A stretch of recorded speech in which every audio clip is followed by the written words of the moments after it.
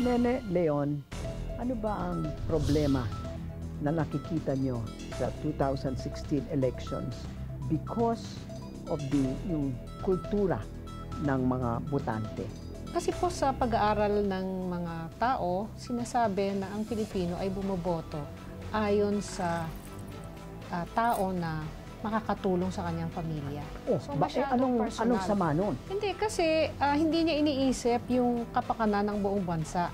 Kung sino lang ang makapagbibigay ng trabaho sa kanyang anak, sa kanyang asawa, kung kanino sila makakakuha ng tulong, kung merong mamamatay sa kanila.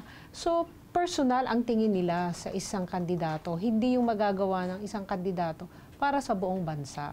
Kaya kahit kurakot, dahil kumakain sila doon o kaya nagbibigay siya ng tulong, iboboto rin nila. Masaklap lang na realidad ay ganun pa rin yung politiko. Ganun pa rin yung politika natin dahil walang masyadong political na mga reformang nangyayari.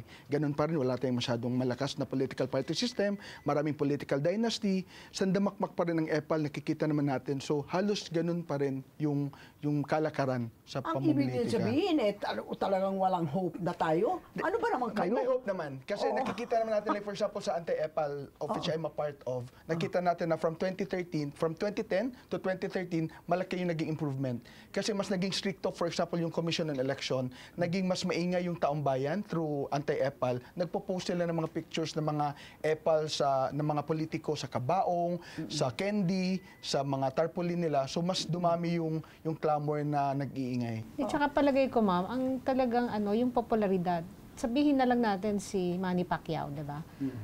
4 na beses lang siyang pumunta sa Senado. Pero mananalo yan si Manny Pacquiao kasi popular siya di ba? So yun ang problema, ang tao hindi tinitignan yung performance ng tao at kung magaling siya talaga sa pamamahala. Ang tinitignan lang niya, nanalo kasi, di ba? At saka popular. So yun yung una niyang titignan. Kaya minsan nadidisappoint yung mga magagaling na opisyal kasi kahit ano yung magpakamatay sila sa kapakanan ng tao, pagka meron silang kalaban na popular, matatalo sila.